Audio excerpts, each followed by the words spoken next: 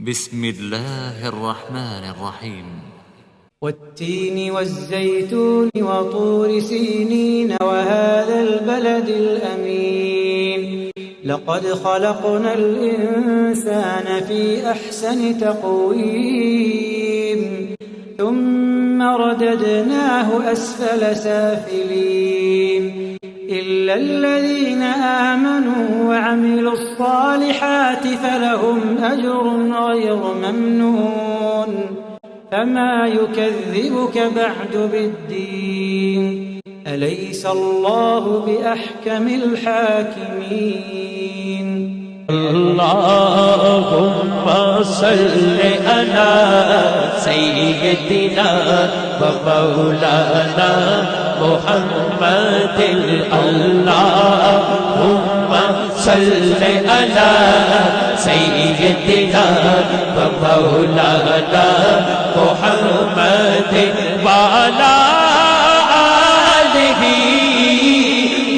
وصحبه وبارك وسلم اللهم صل على سيدنا ومولانا محمد. اللهم صل على سيدنا ومولانا محمد وعلى آله وسلم. اللهم صل على سيدنا ومولانا محمد وعلى آله وسلم. الصلاة والسلام عليك يا رسول الله وعلى آلك وأصحابك يا حبيب الله. اللہ تبارک و تعالیٰ کی حمد و ثنا اور حضور نبی کریم صلی اللہ علیہ وسلم کی بارگاہ کستنا میں درود و سلام عرض کرنے کے بعد نماز میں طہارت کے مسائل کے حوالے سے دو تین مسائل مزید جو ہے سلسلے میں ہم عرض کرنے کی سعادت حاصل کریں گے. ان میں سے ایک تو یہ ہے کہ انسان کا لباس بھی پاک ہے بالفرض، اس کا بدن بھی پاک ہے، لیکن کوئی ناپاکی جیسے کوئی فلاسکے وغیرہ ہوتی ہے اس کے اندر موجود ہو، وہ فلاسکے اس کی پاکٹ میں ہو. جیسے کہ اگر کوئی ہمارے ہاں جو میڈیکل کے شعبہ کے ساتھ لوگ تعلق رکھتے ہوں مسلمان، تو ان کی جیب میں یورین فلیور بھی ہو سکتا ہے، سم ٹائم بلڈ بھی ہو سکتا ہے، یا کسی بندے کے پاکٹ میں کوئی چھوٹی سی فلاسک جس کے اندر شراب وغیرہ ہو. یعنی یہ جو ناپاکیاں ہیں جو نجاست غلیظہ میں آتی ہیں، ان میں سے کوئی چیز اگر بندے کی پاکٹ میں بھی موجود ہو، بظاہر لباس پاک ہو، جسم پاک ہو، ان ناپاکیوں کے جیب میں ہونے کی وجہ سے بھی نماز ادا نہیں ہوگی. ایسی صورت میں بھی نماز ادا نہیں ہوگی، بلکہ پہلے ان کو اپنے سے دور رکھنا پڑے گا، پھر جا کے نماز جو ہے وہ ادا ہوتی ہے. نماز کی طہارت کے مسائل کے سلسلہ میں جو جگہ کی پاکیزگی ہے، جگہ کی پاکیزگی سے منیمم مراد یہ ہے کہ جتنی جگہ پہ وہ نمازی نماز ادا کر رہا ہے، جہاں پہ اس کے قدم لگے ہوئے ہیں، جب اس نے سجدہ کرنا ہے جہاں پہ اس کے ہاتھ جا کے ٹکیں گے زمین پہ، جس جگہ پہ اس کے گھٹنے جا کے لگیں گے، جہاں پہ اس کا ناک اور ماتھا جا کے لگے گا، ایگزیکٹلی یہ جو جگہ ہے منیمم اس کا پاکیزہ ہونا ضروری ہے. اس کا پاکیزہ ہونا ضروری ہے کہ ایگزیکٹلی جتنی جگہ وہ نماز پڑھتے ہوئے استعمال کرتا ہے، حالت قیام سے لے کر التحیات بیٹھنے تک اور سجدہ کرنے تک، یہ ساری جگہ جو ہے اس کا پاک ہونا ضروری اور لازمی ہے. اگلی چیز اس میں یہ ہے کہ اگر بندہ کسی ایسی جگہ پہ نماز ادا کر رہا ہو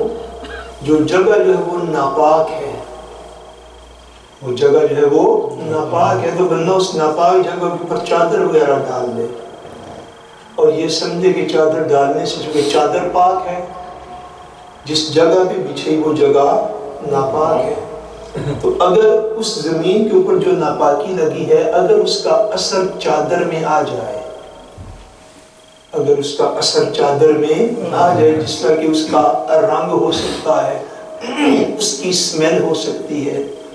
اس کی تری ہو سکتی ہے، اگر اس چادر میں اس کے اثرات جو ہیں وہ واضح ہو جائیں، تو ایسی صورت میں اس چادر پر بھی نماز ادا نہیں ہو سکے گی، اس چادر پر بھی نماز ادا نہیں ہو سکے گی۔ اور بالفرض کوئی شخص جو ہے وہ کسی ایسی جگہ پہ کھڑا تھا کہ جو شیشے کی تھی، گلاس کی، کس چیز کی؟ گلاس کی، گلاس کی کوئی جگہ تھی جس کے اوپر وہ کھڑا ہو کے نماز ادا کر رہا تھا، یا جس طرح پاکستان میں ہمارے ہاں بالعموم جائے نماز ہوتے ہیں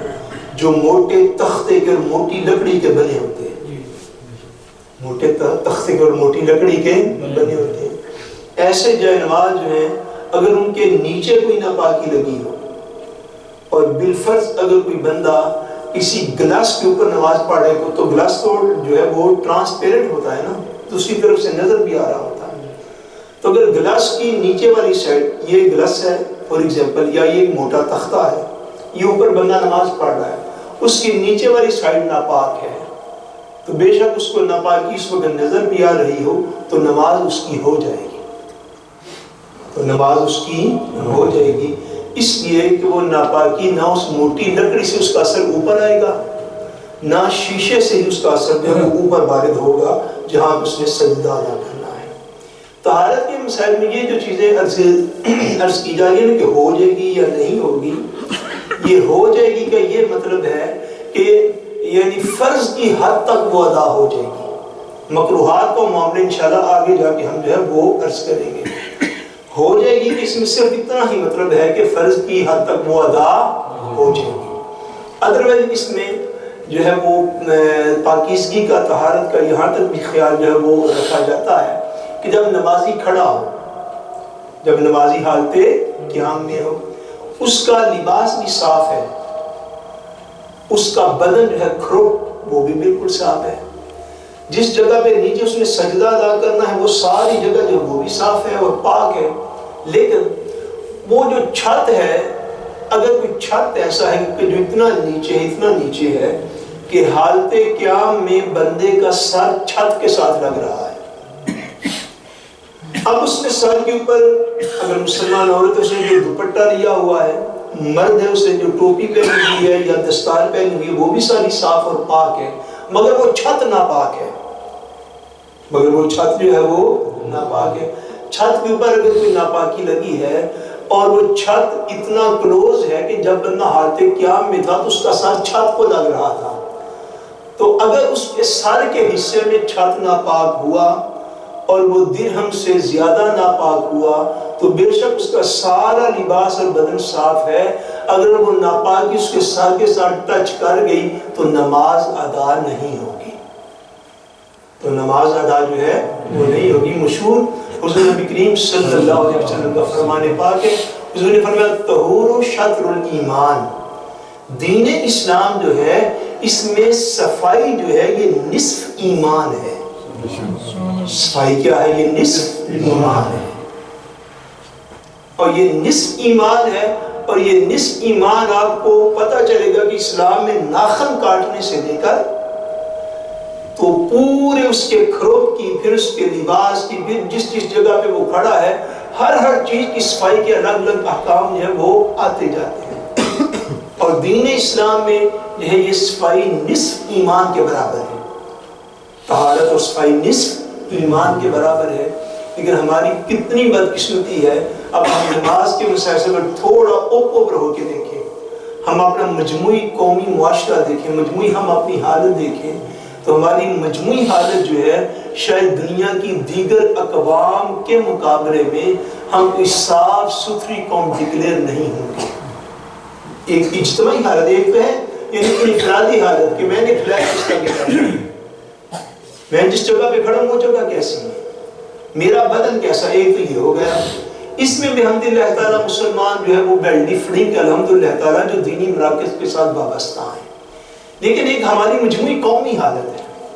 آپ مجموعی قومی حالت دیکھ لیجئے، ہمارے بس اسٹیشن ہوں، ہمارے ریلوے اسٹیشن ہوں، ہمارے ایئرپورٹس ہوں، ہمارے مسلمان ملکوں کی گلیاں اور نالیاں اور سرکیٹس ہوں اور گاتر ہوں، تو شاید ہمیں دنیا کی کوئی نفاست پسند قوم نہیں کہے گا۔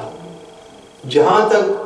بس چل سکے، جہاں تک کسی بندے کا دائرہ کار ہو، یاد رکھیے صفائی ہمارے دین میں کیا ہے، نصف ایمان ہے۔